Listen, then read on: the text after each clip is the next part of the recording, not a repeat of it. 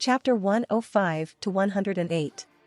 The remainder had essentially drawn their straws, the new brackets formed up on the screens above.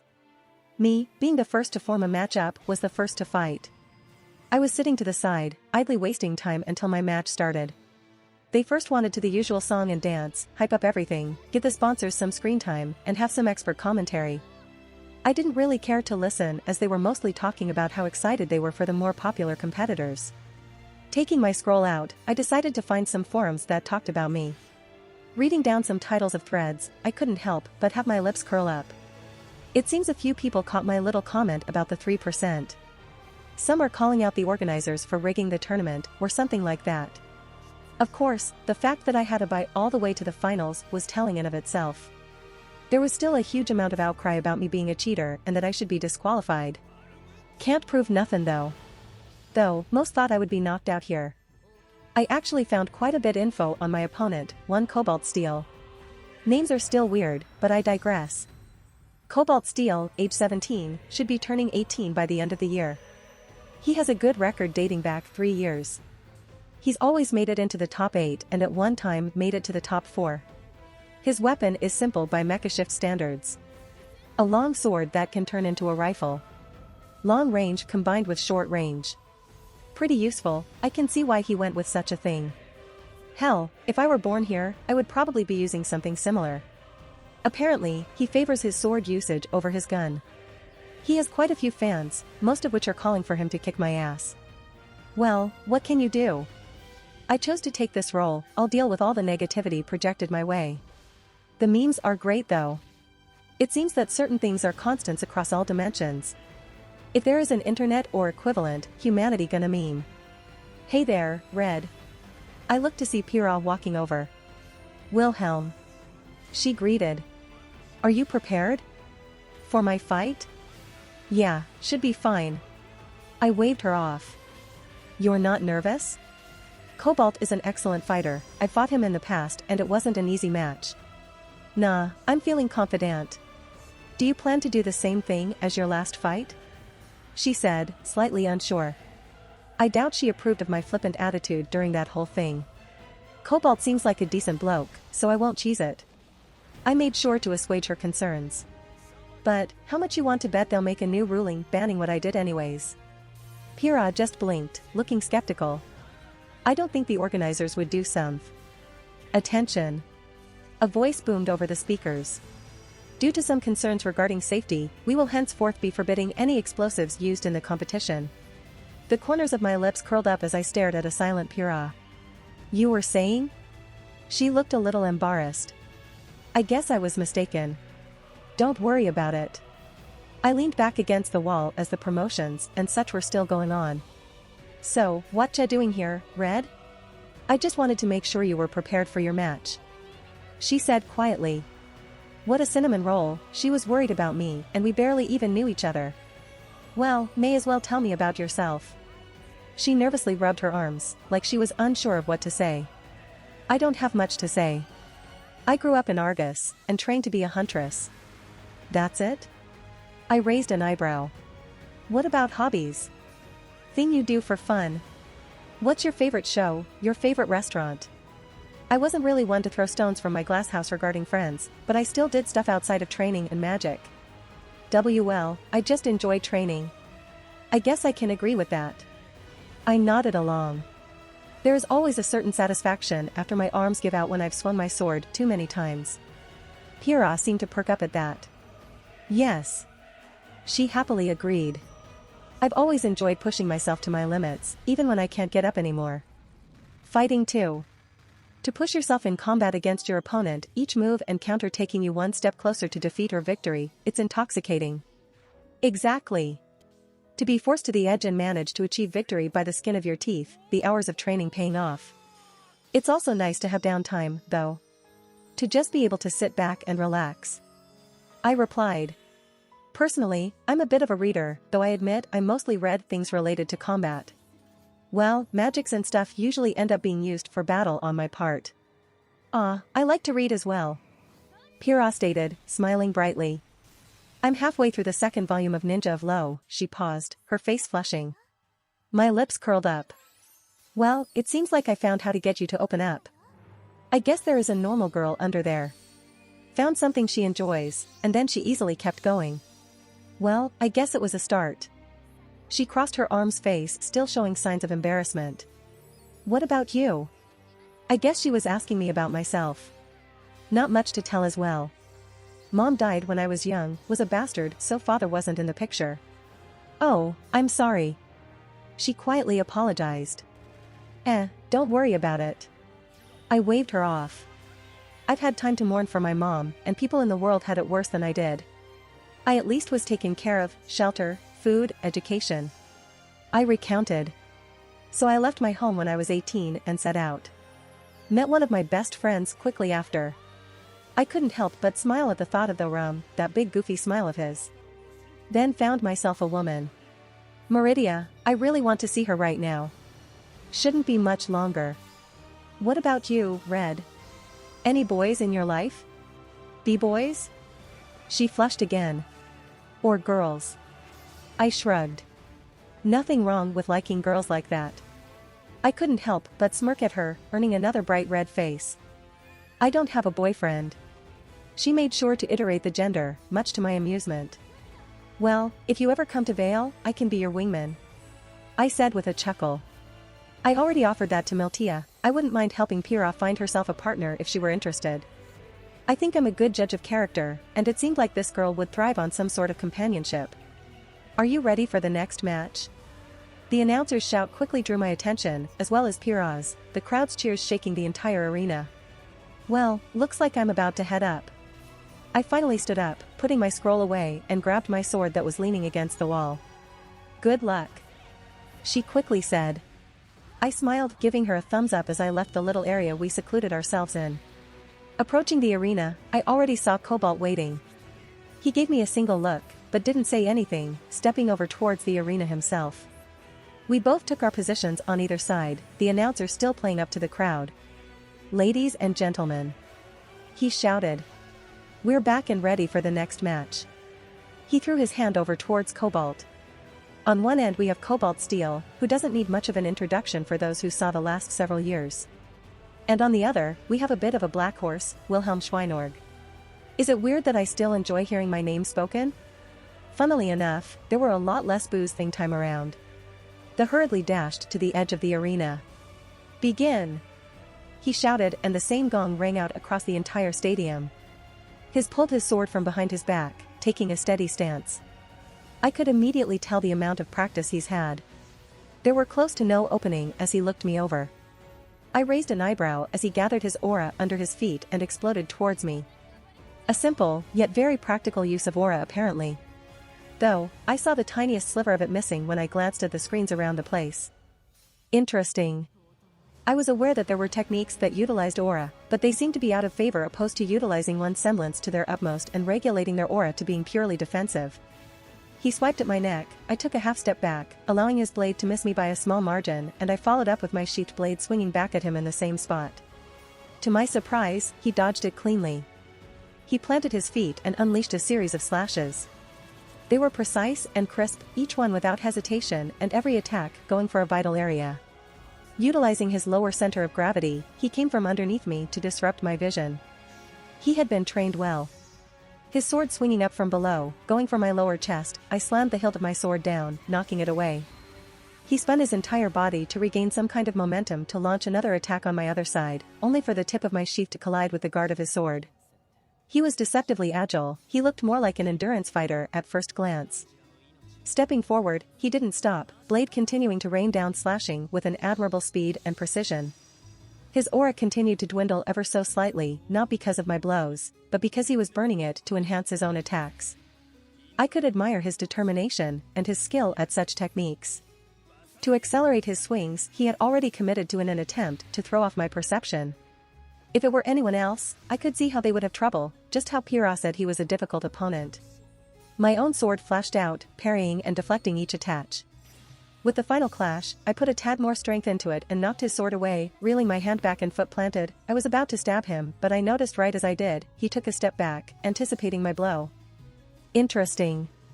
I still followed through, hitting a chunk of his aura off, but he jumped back right as I connected, mitigating most of the damage and gaining distance as his sword switched to the rifle and fired off a few rounds of magical bullets at me. Small red missiles curved through the air as they came at me from both sides. With a flick of my sword, still sheathed, the bullets were destroyed before they could reach me. Curious, I said, earning his attention. Some kind of precognition? He paused, looking at me, confusion before some sort of realization dawned on him. You discovered it already? He replied, a grin forming on his face. You really are strong. My semblance, it gives me a danger sense. Oh, that is interesting. I couldn't help but comment. Not traditional precognition, but a sense that predicts dangers. How I would love to run some experiments on such a thing. I can see the danger anything poses to me. He admitted. The other fighters, my dad, even trained huntsmen I've met at Haven, it gives me a sense of how dangerous they are. His hand shook slightly. So why, do none of them even come close to the feeling I'm getting from you? Well, that certainly is interesting. Was he able to somewhat scry me due to his semblance? Was that how it worked? He took a deep breath, his hand steadied. But, I can't help but be excited too. I didn't think I'd meet someone who gave me this feeling. The fingers around his weapon tightened. Will you stop holding back? I couldn't help but grin, he was able to see through that much. You're an interesting kid. I've asked 2 others now, and it's making me curious. Why did you join the tournament? I want to be the strongest. The genuine way he said it. It was different than Rufus, who was more pure. This kid seemed to have that drive, the one to climb to the peak and not settle there, to see the other mountains and be excited that he still had a ways to go. Don't blink, I stated, my foot sliding back, one hand holding my sheath, the other resting on Mirage's hilt. Don't hesitate. I let some pressure seep out, to pour down on him, my intent to truly kill him. I saw his knees almost buckle under the sudden feeling of death, but he held firm. This world just keeps giving me surprises. I'll show you briefly what sky exists above yours. As I moved, the world bent around me. His body didn't physically react until he was already falling to the ground, and I was sheathing my sword behind him. Blood began to puddle around his prone form, his aura utterly shattered at the blow. Only a moment persisted until shouts and gasps erupted all around us. Most were unable to comprehend what just occurred. I wanted to throw my head back and laugh. He actually managed to slightly anticipate my attack, mitigating a fraction of my blow. Was it because of his semblance? Cobalt groaned as he used the little bit of strength he had left to flip himself over, to look at me. I couldn't help but smile because looking down at him was a big smirk on his own face. In fact, he started to laugh. Is that the peak? Does it matter? For now, it's something for you to work towards. I wonder how far you'll go if you have something beyond your reach to constantly strive for. Let's see if he can break through these limits and actually approach me in the future.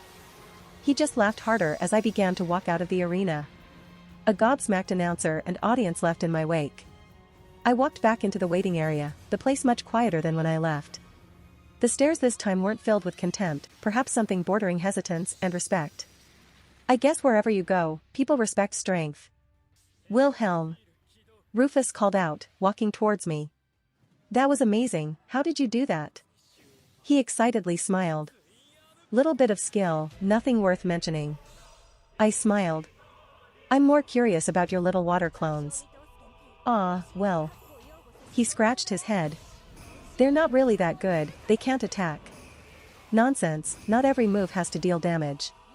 They provide a lot of utility in combat. Look how easily you were able to immobilize your opponent. You think so? Rufus looked unsure.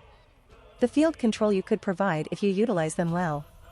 I don't know how much control you have of their movements when you create them, but being able to freeze enemies at a whim is no laughing matter. Rufus wasn't the only one who approached me. A woman in a more traditional marital artist garb followed. I thought you were just a clown, but you're actually very skilled. She crossed her arms, not at all intimidated by what happened. I look forward to fighting you at the end. She stated. Arslan, was it? I looked the woman over. Aren't you fighting Piran next? She just snorted. I'll beat her this time, you just better be ready. Well, I'll wait for you then. I grinned. I liked her enthusiasm. Honestly, I really liked the drive that all the people here had. It gave off a completely different vibe than on Earth. Scat Hack would absolutely love it here. They saw me beat Cobalt like that, and they're basically like fuck it, let's fight and don't lose their confidence. I thought I would be bored after a while. I got most of the data I would need, some very interesting things I witnessed regarding aura and semblances, but I was genuinely having fun. Well, the tournament, I couldn't much care for, it was the people that made it worth continuing. Curious if this girl would beat Pyrrha, she did mention it being a close fight. Who knows? Wilhelm Schweinorg? I turned around to see a handful of people walking right towards me. Yes. I looked at them, they didn't look like part of the organization hosting the tournament, nor fighters. We'd like to ask you a few questions. He took a badge out of his pocket, flashing it at me. Some kind of police? I didn't recognize the badge, but that was to be expected here. And what exactly are they wanting to question me for? I doubt the tournament rigging is illegal only against the rules, thus would be kicked out. Sure. I simply answered, I had nothing to hide. What's your relationship with Roman Torchwick? I sucked in a breath of air. Damn it Roman, what did you do? I couldn't help but facepalm. Am I being detained? We just need to ask you a few questions. One of the guys reassured me.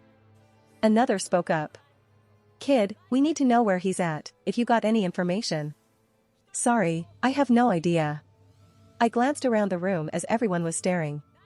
I don't know who this Roman Torchwick is, I've never met the well-dressed man in my life. These guys gave me a weird feeling, and not because they were cops. We're trying to work with you here, we know you're in the middle of this big tournament. One of the cops stepped forward, a gentle smile on his face. And we don't want to ruin your future by dragging you out under all those eyes. Well, I may know a thing or two. I leaned in as they mimicked me. You see, I heard that Roman Torchwick is prone to wearing women's underpants and copious amounts of mascara, why don't you? Look, kid. He stepped forward, interrupting me. I don't think you understand what's going on here. Roman Torchwick is wanted by the Australian government. Now, we don't think you had anything to do with his crimes, but we need you to tell us everything you know. I really have no idea where he is. I reiterated. I'm just a kid here, trying to leave his mark on the world. What could I possibly know about such a notorious thief? I'm offended you would think so low of me. You offend me, good day, sir. I turned around, but a hand was placed on my shoulder before I could leave. Well, guess my bullshitting didn't work. The man just sighed. If you're not going to cooperate, we'll have to do this the hard way. Wilhelm Schweinorg, you're being placed under arrest, please put your hands above your head. For what? I narrowed my eyes, this seemed more and more suspicious by the second. Accessory to grand larceny. He said sternly, taking a pair of handcuffs out of his pocket. Grand larceny, that means he successfully robbed that gang boss. But why would they be here trying to grab me if he robbed another criminal? I doubt she would have called the police, unless they're on her payroll. Or something really went wrong and I should just leave anyways. Fuck it. With a frown, I grabbed his hands as he tried to put cuffs on me. No. Leaning forward, I grabbed his arm and twisted it, making him drop the handcuffs. You made a mistake, brat. One of the guys standing in the rear rushed towards me, a weapon drawn from his coat looked like brass knuckles, but they crackled with electricity. The man tried to punch at me, I deflected his fist with the back of my hand and kneed him in the chest, only to be caught by his aura. Letting go of the cop I had in a hold, I pulled the aura user by the arm and flipped him over my shoulder, throwing him onto the ground. Target is hostile, I repeat, target is hostile. The one nursing a hurt hand started shouting into his scroll. That didn't sound good, why the fuck would they apparently be calling to reinforcements if they thought I was just some moke? The others began to move and I gripped my sword tight. They were way too quick to resort to this kind of reaction. Something lit a fire under these guys, and I am very much in the dark right now. Another dozen or so people burst in through the doors, following behind the ones who moved on me. Put down your weapon, and get on the ground. The new guys shouted, but the ones closest to me still moved. This fucking escalated fast. I flashed my sword out, hitting the closest in the face, his aura shuddered, but he still felt a small impact, stuttering in his steps. Another retrieved a gun from his holster, but I stepped forward, grabbing it and twisting it out of his grip, tossing it to the side and chucking him into the nearby wall. The other contestants just looked on, dumbstruck by what they were seeing. Rufus, who was closest to me, just seemed utterly horrified by what he was watching. Seems like I can't finish the tournament now. I didn't feel good about killing them either, who knows what's actually going on right now. I decided to just leg it, turning around and looking towards the only exit that wasn't swarming with people wanting me in handcuffs. So, I moved towards the doors that went to the arena. Bursting through the open doors, I wasn't the immediate focus of attention. There was a match going on between two people who I didn't really care to remember. They were in the heat of it as I ignored them and continue onwards, except, some people began to notice me and even more so when people started running in after me. I guess they weren't really worried about showing up on camera. Something was definitely wrong here. Well, I just had to go to the other side. There was another exit, and another dozen people burst through that door too as I slid to a stop. They must really want to catch me. What the fuck did Roman do? The two fighting in the arena paused. The announcer looked on utterly confused at the spectacle. Many of the police took out their weapons and aimed at me, a barrage of projectiles coming my way without any warning. I didn't expect kitty gloves after I downed a few of their number, but they were certainly ready to turn to this kind of response in order to incapacitate me. I allowed my aura to flare, blocking all of them, and it was an interesting experience to see my aura get impacted like that. Data to mull over for later. End of the line, kid. A familiar voice boomed. It was the man that I had incapacitated first, his arm looking fine. Throw your sword to the side and get on the ground. I raised my eyebrow. Which sword are you talking about?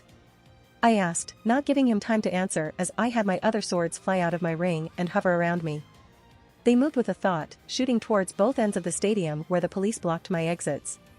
Piercing through defenses, chopping off significant chunks of aura until some fell to the ground, blood dripping from wounds. These people didn't seem very well training in combat. I think a trained huntsman would fare better than this. This was more like, they just awakened the aura of a standard police officer. They lacked the true experience of a fighter. They fell to the ground at the stunned silence of every spectator who had yet to start evacuating in the ensuing fight, along with the competitors themselves who followed behind to watch the show. My swords came back, floating to me gently like they hadn't just taken out an entire platoon of police. Dawnbreaker flashed to the side, deflecting a bronze-looking shield that was thrown at me. I turned to look at who threw it. Pyrrha? I was surprised to find her looking at me. W. Wilhelm, what are you doing? What's going on? She looked rather confused and distressed. Her arm trembled slightly, extended to have just thrown her shield. Yeah, this didn't really paint the prettiest picture for me. And Pyrrha was a straight arrow kind of girl. She must be having several thoughts about me right now. I guess we won't be fighting in the tournament. I gave out a small laugh. Why are you doing this? Her tone honestly made me wince. Well, that's a bit of a long answer. Please stop. She looked at me with pleading eyes. Oof. That's not much of an option at this point. I gestured around to the unconscious and beaten bodies of many police and government authorities. Sorry, Red. But I think we need to part ways here. This is just a misunderstanding, we can clear this up. She stated, a small bit of hope in her voice. I couldn't help but sigh at her attitude. Doesn't matter at this point, the damage has been done. I need to leave, Red. Just as I said that, I turned around. I felt something approach me. The area behind me shattered in a familiar way, a petite hand grabbed onto my sleeve. Neo? I asked in surprise, her looks clearly different, most likely to hide herself from all the eyes currently on us. She looked at me with concern in her eyes. She pulled on me and gestured at the exited, quite explicitly. What the hell is going on? She just quickly gestured, anxiety written on her face. I realized I wouldn't be getting an in-depth explanation from her. Stop. I won't let you go. Pyrrha took a step forward, reaching her hand out, her shield shot across the distance, returning to her embrace. I blinked in surprise at what she just did. Some kind of telekinesis? Impressive. Sorry, Red. I muttered as Neo activated her semblance again as we disappeared from her sight. Kid, you're alive. Roman peeked out of a truck window, hands on the ignition, clearly antsy. Yeah, apparently no thanks to you. I narrowed my eyes. What the fuck, Roman? Okay, that's fair. But it isn't my fault. He retorted as both me and Neo got in the truck. How is it not your fault? This entire thing was your plan. I didn't expect the bitch to have stolen Atlas tech. He threw his arms up. Wait, what? I didn't even notice until after we took it. The schematics for Atlas's latest mechs and weaponry. I heard this shit was stolen months ago. I didn't think it'd end up in her hands. Do you have any idea what the Atlas military will do when they find out someone has this? Why not just ditch it? Too late. Too many people know I took it now, better to keep for a bargaining chip. He took out a cigar, lighting it up. Maybe I can give it to old Iron Dick so he won't sick his dogs after me. He sighed. Fuck, this was supposed to be an easy job. Wait, if you stole it from that gang lady, why did the government come after me? Oh, she was going to sell it to them. He turned the key, letting the truck start. They were negotiating a price, and since there wasn't much of a rush, they were taking it slow. He pulled out a stack of papers. Bitch always did keep detailed records. He said, tossing them to the side. And now you lit a damn fire under them because if Atlas finds out they were trying to acquire this stuff, they would come down on Mistral hard. Welcome to politics. He waved his hand flippantly. They didn't even care about kicking up a fuss during the tournament to grab you even though they probably thought you were just a patsy. Suddenly, all of our scrolls started beeping. Alert, please be on the lookout for the following. An automated message rang out, both me and Roman's headshots shone with a dangerous criminal, exercise extreme caution. Fuck. I cursed.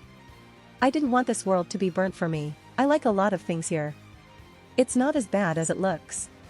Roman tried to reassure me as the truck visible changed, Neo focusing her semblance to display a different appearance. It looked like we were in a police car now. This seems pretty fucking bad. Okay, it's bad if we stayed in Mistral, luckily, we live in Vale.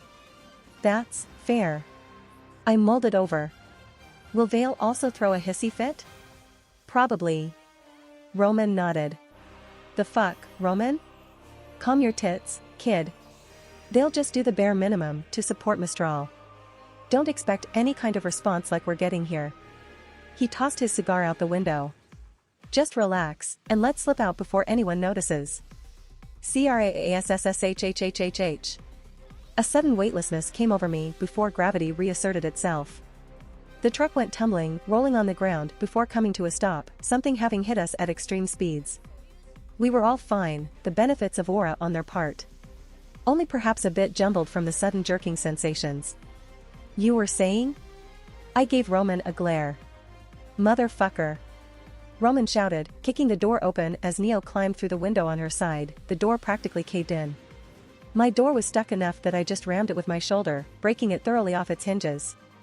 I got out in time to see Roman aim his cane up, the bottom sliding open to become a crosshairs as a dust bullet was launched out the bottom.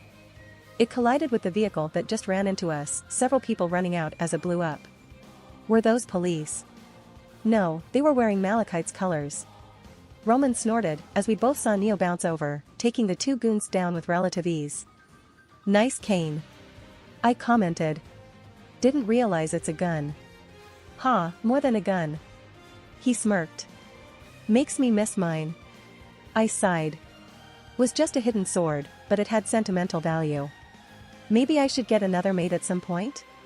It's not something I would walk around with all the time. I can't really pull off a cane like Roman can unless certain events dictate such a showing.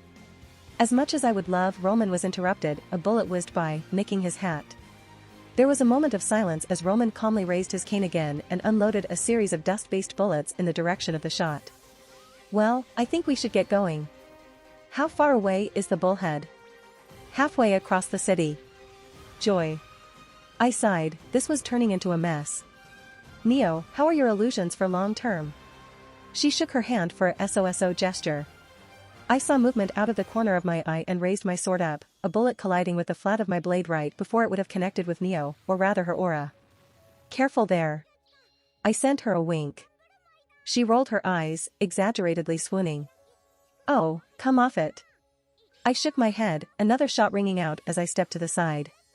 Alright, this is getting annoying, how the fuck did they know where we were? They apparently set up enough to take pot shots at us. Unfortunately, the spider knows my usual strategies, and Neo used to be one of her best enforcers. He aimed his cane, using it as a gun, and continued to fire away as he noticed more gang members pop up. Wouldn't be surprised if she has ambushes set up all over the place. Yeah, and you had me grab her attention, so a large amount of her men were probably in the area already, right? Well, no one can say you did a bad job as a distraction. Roman offered. No one could have guessed things turned out this way. That's true, I suppose.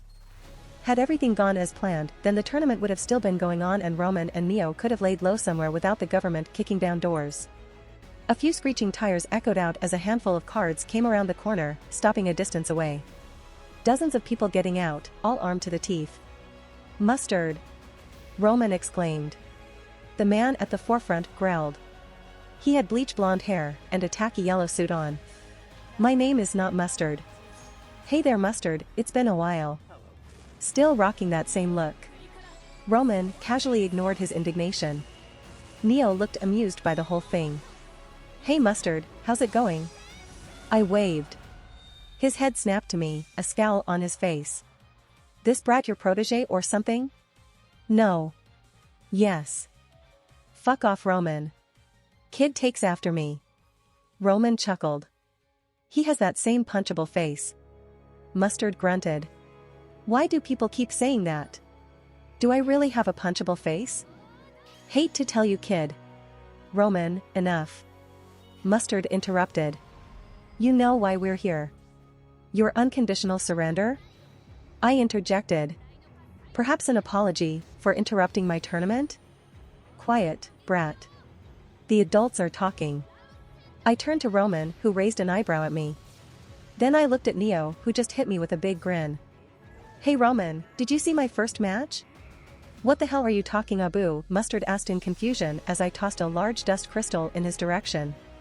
Roman brought up his cane, with a practiced ease, he shot the crystal in midair, initiating a large explosion right in Mustard's face. My eyes widened slightly as this strange yellow barrier blocked the brunt of it, only the faintest shimmer of aura around the goon. Several bodies now littered the area, but most of the men were downed, and the remainder mostly consisted of aura users. The barrier collapsed onto the ground, coating it in a strange liquid-like texture, almost like, "Is that fucking Mustard?" I couldn't help but shout. It's not Mustard, damn it. I couldn't help but start laughing. Did you think I called him that because of his sense of fashion? Roman snorted, holding back a laugh himself. His semblance makes that goopy stuff that looks like mustard. Neo was practically falling over herself, silently laughing alongside us. Kill them. Mustard shouting as weapons were raised and fired. Roman jumped to the side, Neo disappeared, and I drew my sword.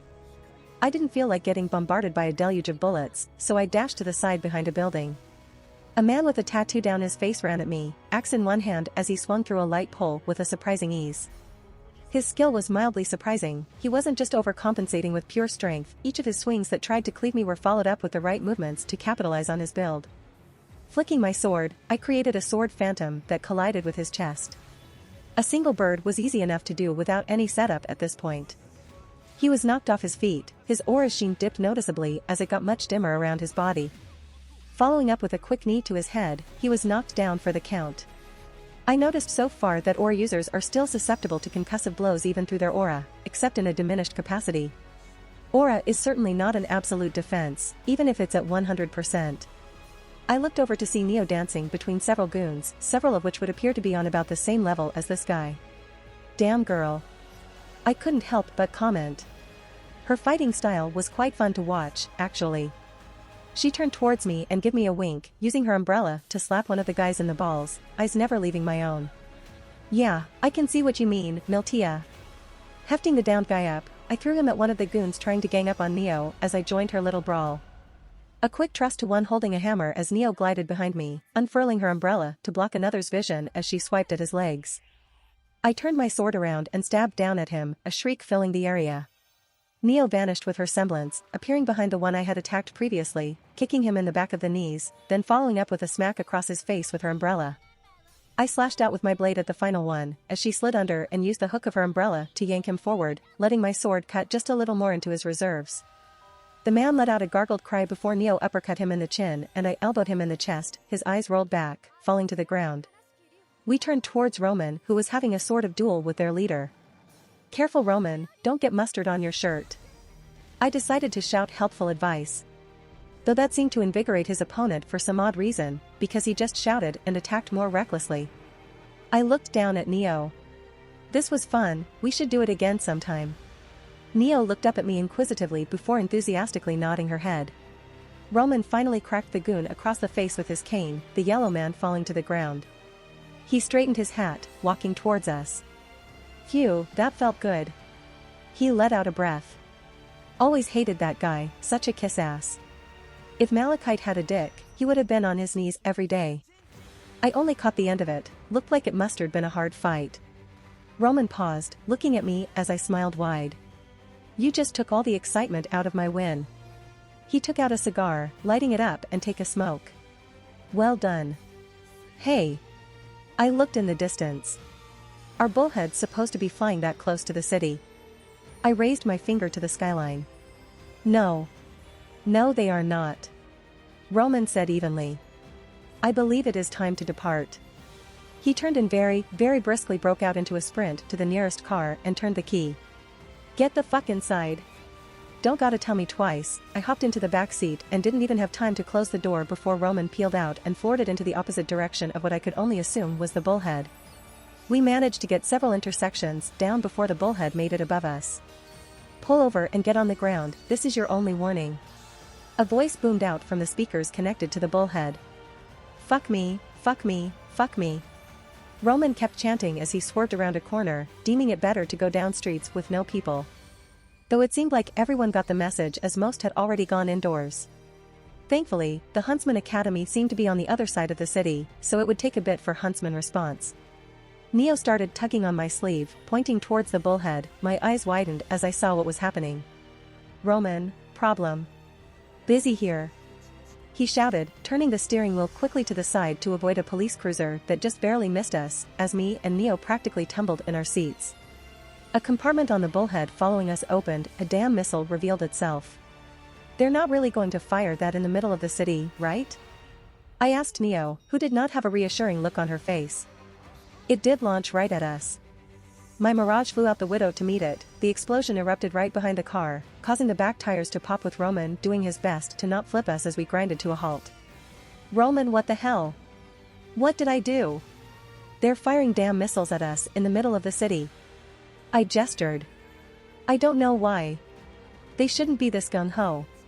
He kicked open his door and began firing on the bullhead, though without much success. Fuck, I'm out. He grunted. Me and Neo took cover behind the car. The bullhead hovered above the buildings, guns pointing at us. She did the obvious thing and shielded us in illusions as our previous selves were torn apart by a rain of bullets. Don't suppose you got any ammo on you, kid? Roman looked at me. I got something you can use. I reassured him. Great, what is? I took out the giant purple dildo and threw it, smacking him in the face.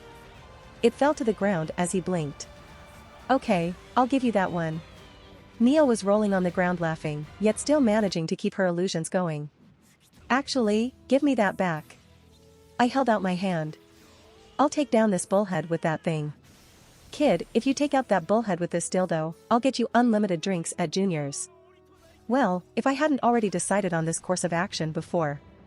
I held the thing in my hand, activating my circuits and filling the weapon with reinforcement. Something I never thought I would ever do in my life. Using it like a javelin, I reeled back and threw it towards the pilot's window. It easily penetrated the glass, hitting the pilot right in the face, causing him to lose control and spiral off into the road. Roman and Neo were both silent. I want to adopt you, he suddenly said. Neo looked at me and made a motion of pushing a finger through her other hand with her index finger and thumb making an O. Okay, a lot to process there. Let's shelve all this for now and get the fuck out of here. Right. Roman nodded. The bullhead shouldn't be far away. Roman. The familiar voice of Miltia basically shrieked at us as we finally found our ride. Oh brothers. Can we not? I already got an earful from the kid. Roman sighed. With flames in her eyes, Miltia gestured to the bodies littered on the ground around them. Want a trophy? Roman just snorted. We ran into the same crap on the way here. I took down a bullhead with a dildo. I added. Roman, this isn't what. Miltia paused, looking at me. What? We got company. Melanie shouted over our bickering. Our eyes followed the direction she was looking. Police cars with their sirens blaring down the street. Miltia quickly sat down in the pilot's seat, flicking buttons and starting the engines. Bullhead 7404A38, you are not clear for takeoff, turn your engines off. A voice come over the comms. I rolled my eyes. This is Bullhead 7404A38. I grabbed the communications link, basically looking like a radio. I believe there has been a misunderstanding. We were cleared for takeoff 10 minutes ago. Over. Wonder if I could stall for a few more moments. Bullhead 7404A38, you are not clear for takeoff. I repeat, you are not cleared for takeoff. If you violate Mistral airspace, you will be considered a hostile entity. This is Bullhead 7404A38, I have been instructed to inform you that if you do not allow us to safely take off, Roman Torchwick will do to you what he did to the last Bullhead that came after us. Oh, what the hell? Roman gawked at me. What did Roman Torchwick do? An older, gruffer voice came over the intercom this time. He said he took the last Bullhead down with nothing but a dildo. And he is still very armed at the moment. I smiled at Roman. Proceed at your own risk. I clicked it off. Oh fuck you. Roman scowled. I just chuckled. That's going to take on a new meaning around you from now on. Brothers, damn it, I'm never going to hear the end of this now. He face-bombed. Everyone sit down and shut up, we're taking off. Miltia raised her voice as we all filed into our seats. The Bullhead took to the air before the cops could arrive and we easily cleared the area, getting up out of the city, but almost immediately 3 more Bullheads followed after us. We still got some on our tail. 3, no 4. I squinted. Wait, one of them looks different, why is half of it painted yellow? Roman perked up. Is that a news Bullhead? Are you serious? I looked at him, taking my scroll out and flipping through it until I came up on the news channel. There was a woman with a mic in her hand, hair blowing as her voice was hard to hear over the harsh winds. This is Pearl checking in with a deadly chase that took to the skies just moments ago. I looked at the Bullhead from the window and back down to the scroll. We received word that notorious criminal Roman Torchwick and his partner Wilhelm Schweinord have stolen a Bullhead with Mistral authorities in pursuit. We have yet to calculate the damage they've caused in their wake, but my sources say that lethal force has been authorized. Roman. Milsha's voice cold. Did she just say, lethal force? I do believe she did. Roman. She said ever so calmly. Why are they authorized to use lethal force on us? Probably because Roman stole super secret military stuff from your mom, who stole it from Atlas, who then was going to sell it to the government, who was keen on either burying the evidence of the illicit affair, or retrieving said secrets. I explained. I better be getting a huge payout for this. Melanie scowled. I noticed you didn't bring any cargo with you. Her eyes narrowed dangerously at Roman. Calm yourself, sweetheart, I stashed the good stuff when I realized how hot things got. Besides, if we play this right, we can probably sell this Atlas stuff for several million lean. Million? Melanie balked. That's a lowball. He smirked. But we need to clear Mistral territory first. Damn, wasn't the haul estimated to only be a few 100,000 when everything was said and done? I'm trying, but they're catching up. We aren't exactly in a military craft here, Roman. Miltia growled, before her eyes widened. They're arming weapons. Shit, we got anything in this hunk of junk? Roman started looking around. It's a civilian airship. Miltia shouted. Why would there be weapons? She turned to me. Wilhelm, do that sword thing. What sword thing? Roman turned to me. Did you not watch the tournament? I was preoccupied. I didn't answer. Miltia, can you open the back? Easy. She flicked a button and the loading door behind us began to open up. I stepped to the edge, the sudden air almost made me stumble. I allowed my sword to fly out, shooting at the Bullheads like missiles, slashing at their wings. Oh shit. Roman gawked. When the hell did you learn to do that? I ignored the question again, staring at the Bullheads make a downturn towards the ocean below. They should be fine. I stated, my sword's returning to me. Though the news is still following. They'll be forced to turn around in a moment, we're about to leave Mistral airspace. Roman waved it off. Hell, they'll probably be forced to. A shadow appeared under the tides, a massive figure breached the surface, huge waves slamming against the floating wrecks. That is a big, fucking sea fei long. Roman looked surprised. I've never seen a grim that big before, is that a titan? Melanie stated. Guys, it's looking right at the cops. I pointed out. Shit, nothing we can do, that's just bad luck. Roman tilted his hat. We're just going to leave them like that? I asked. I don't mind dealing with the gangs, but they guys were just doing their jobs, and they're objectively on the right side of the law here. Kid, we got no weapons, what do you expect to do against something that big? He waved his hand at the massive creature. Just be glad it isn't you down there. He went back to his seat. Damn it. I can't in good conscience leave them there to die. Sorry.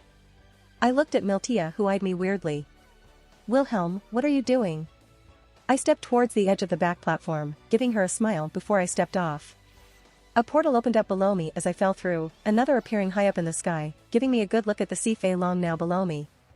It looked almost draconic in nature. A sea serpent with huge wings. Falling through the air, I drew Mirage, and my magical energy exploded out. Spell circles flowed around my blade as I pulled on the kaleidoscope. The sky above me shifted and Aurora sprang out, a cascade of magical energy that created a torrent of color. The thing looked up, focusing on me intently. It unfurrowed its wings, as if to fly up and devour me. I held my sword back as I gathered the last of the magical energy I needed from an infinite amount of parallel worlds. Ether cannon. I swung my sword as a massive amount of magic was discharged. It collided straight down on the creature, the water displaced and creating a tidal wave in every direction. The iridescent beam of light penetrating the water and completely obliterating most of the grim along with anything else that laid below. Welp, that takes care of that. The wind almost yanked the binding off my ponytail as I continued to fall through the air. I looked to the side to see the bullhead hovering nearby, Roman at the edge with his cane, when the head suddenly shot off towards me. A grappling hook? Gods, that's so fucking cool. I grabbed it with ease as he began to reel me in. I was surprised at the tensile strength of this thing. Probably some sort of carbon fiber. You are one crazy motherfucker. Roman huffed, pulling me on board. Hey, thanks for the save. I smiled, even if I could just open a new portal. But it was the thought that counts. Whatever, kid. He snorted. So, the fuck was that? What was what? I smiled innocently. You know. He took out another cigar, and I was now wondering if his semblance created them, because I have no idea where he stashed so many. I'm beyond caring at the moment. He went to his seat and slumped down. Miltia, takes us home, please. I just shrugged, Neo looking at me oddly and both sisters giving me glances. Well, I guess they share the same sentiments at the moment. This has been an odd adventure. Looking out the window, I noticed the news still hovering over there. Huh. It's not like things could get even worse after getting shown using my magic. I need a drink. Roman slumped out of the bullhead as we landed. Juniors? I asked. Yup. He popped. Need to give the big guy a heads up on what happened. Junior's going to be pissed. Melanie added. He expected an immediate return. Yeah, well, he knew the risks. Roman seemed uncaring. Besides, it's not like he isn't getting ahead here, it just won't be immediate. Won't the police stop us? I mean, we could easily sneak there, but we were just casually walking down the street at this point. Pfft, like the kingdoms are that cooperative.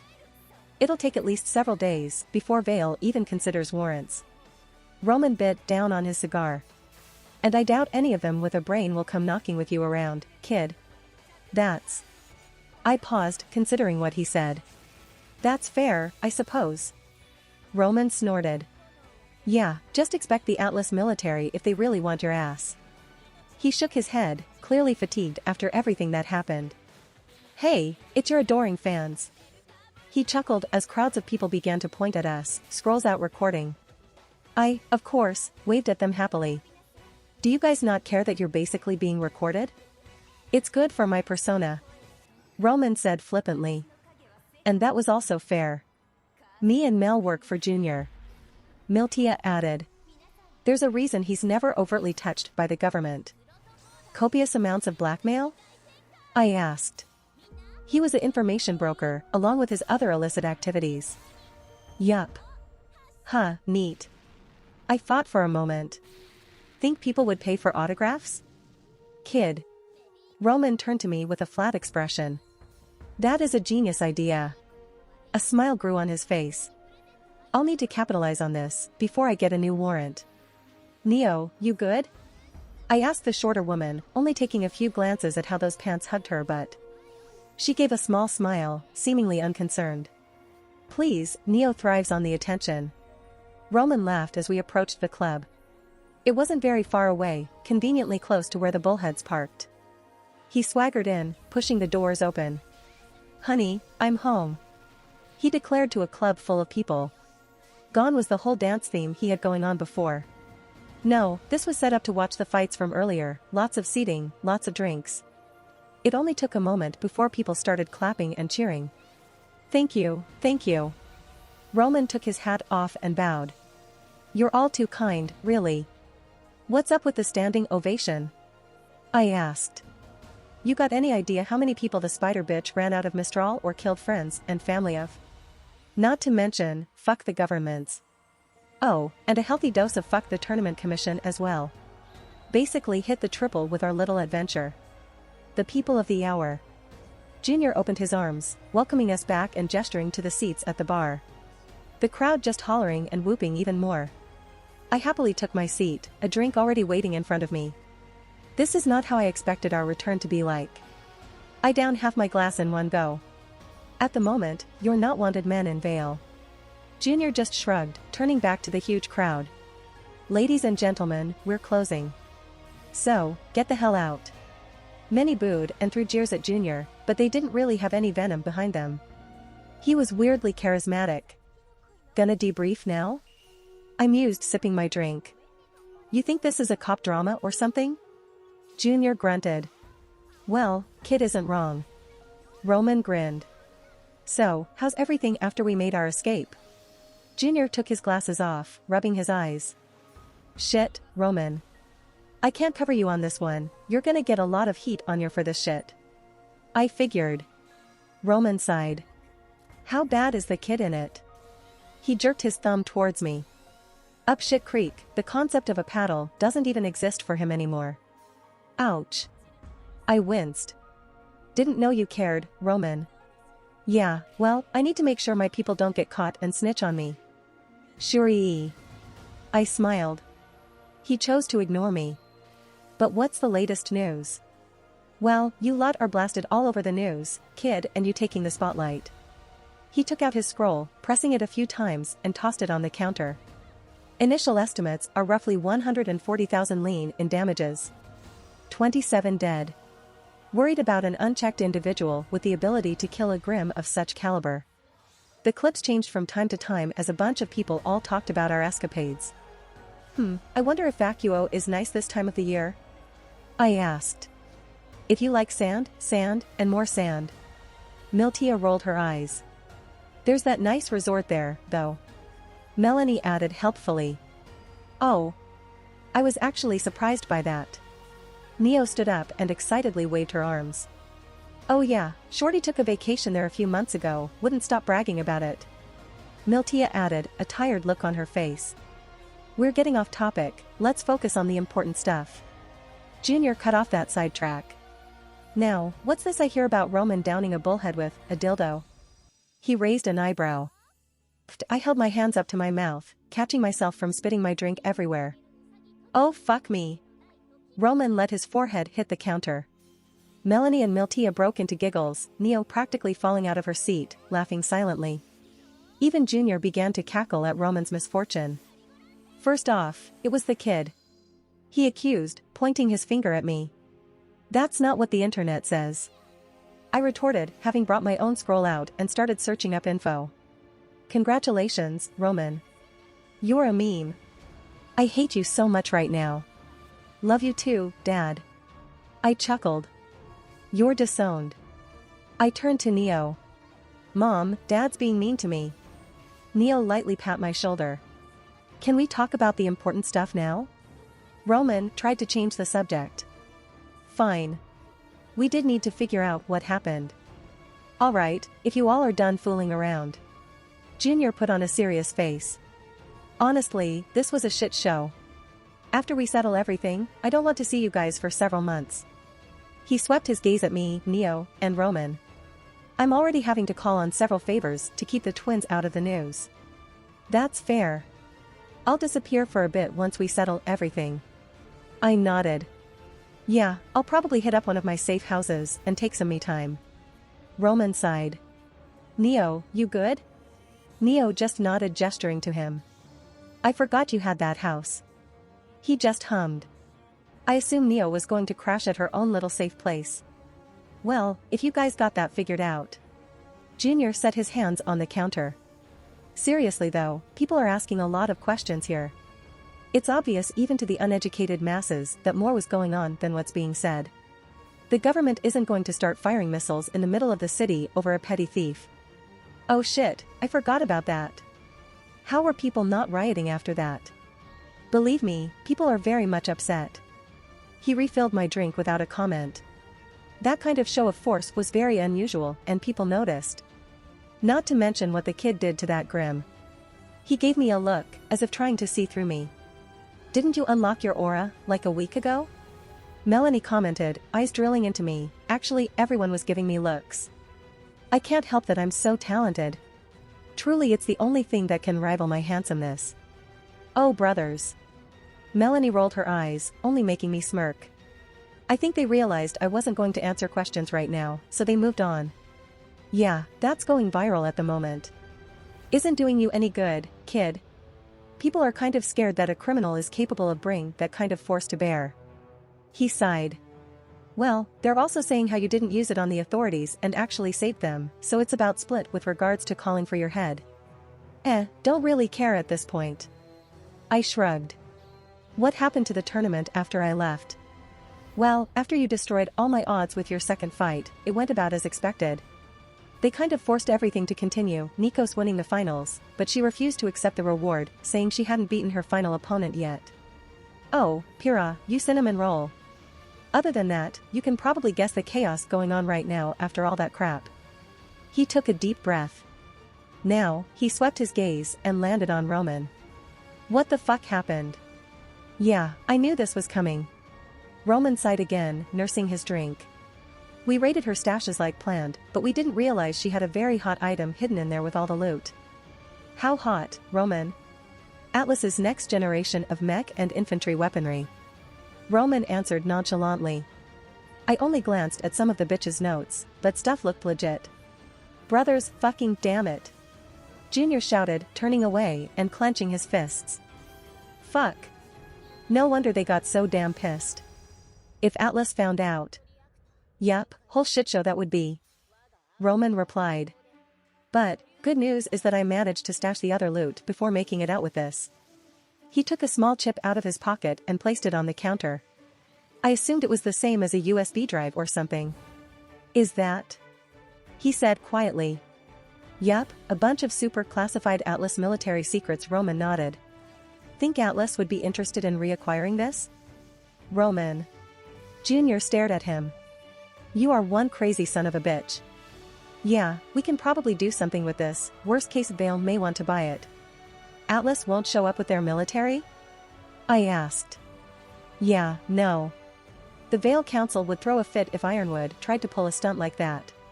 Relations are already a bit rocky after some issues in the past few years. Junior explained. Good news, we'll probably be making a lot of lean. Bad news, it's going to take a while to move something this hot. Well, you guys work out the details. I need to make a call. I thought about Pyrrha and felt a small pit in my stomach. I sought some privacy in the Forever Fall forest as I took out my scroll, pressed a familiar number. It rang a few times before a redhead appeared on the screen. Hey there, Red. Wilhelm. Pyrrha looked at me in shock. I thought, I wouldn't hear from you again. You have my number, you could have called. I didn't think you would want to talk to me. She said quietly, and I couldn't help but sigh at what I probably put her through. We're friends, why wouldn't I? Even after what happened? Red, my woman literally kicked my ass every day for years for training. I deadpanned. That's practically a greeting for me. I sighed again.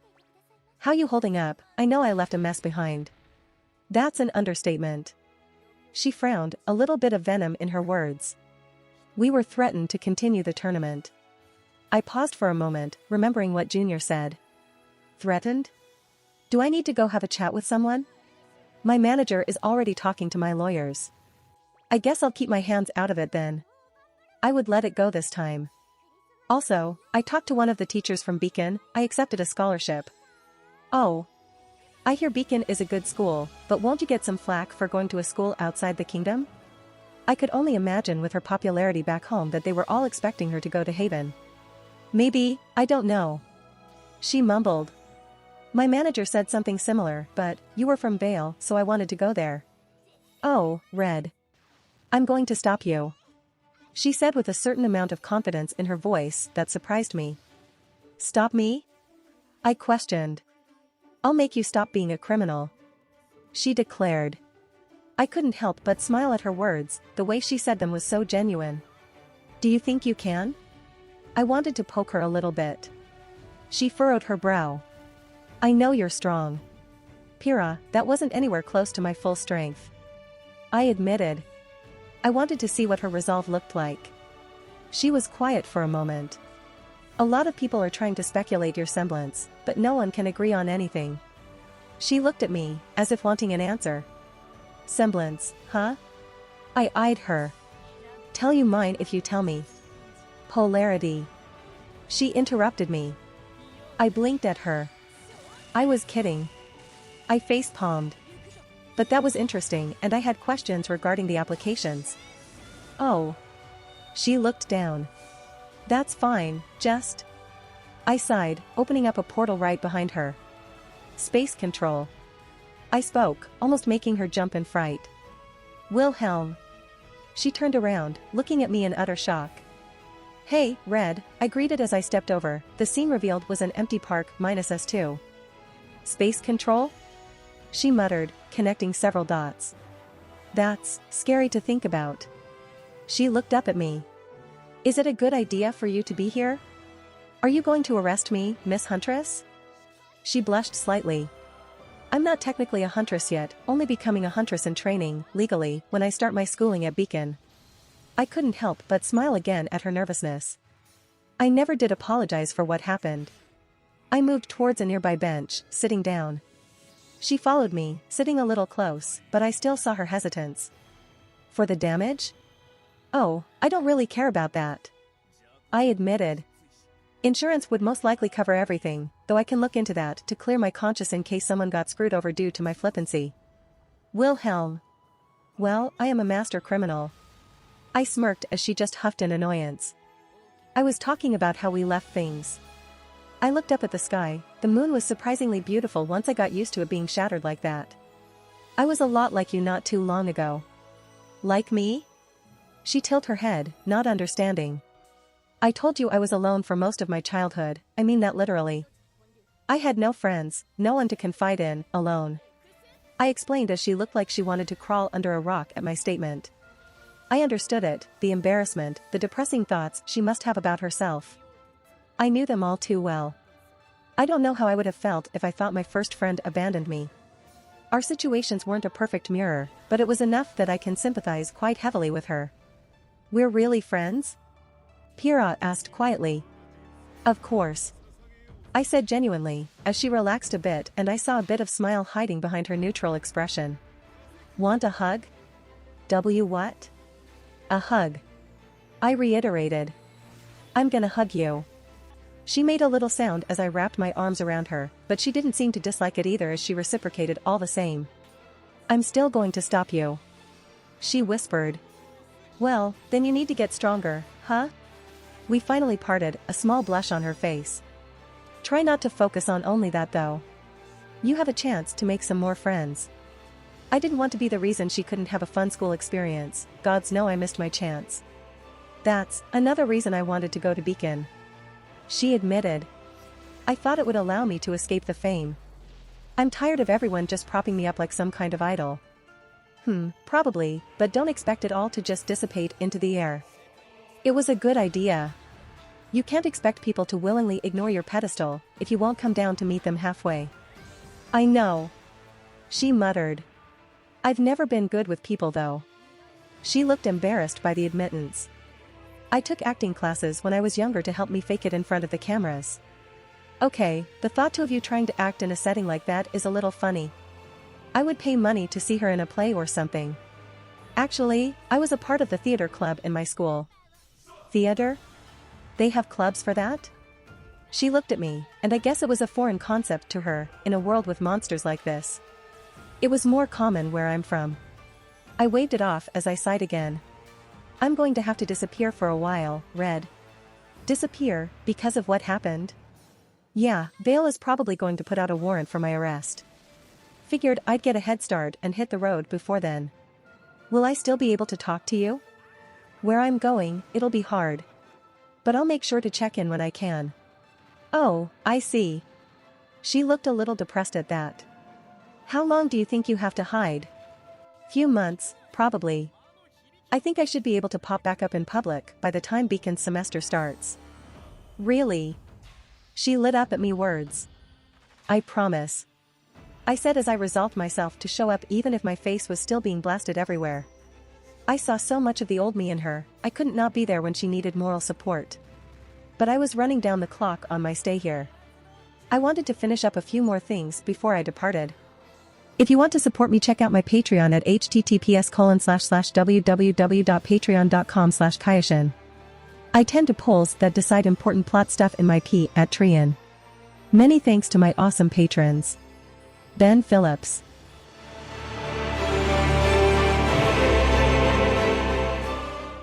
If you like this content, don't forget to like and subscribe.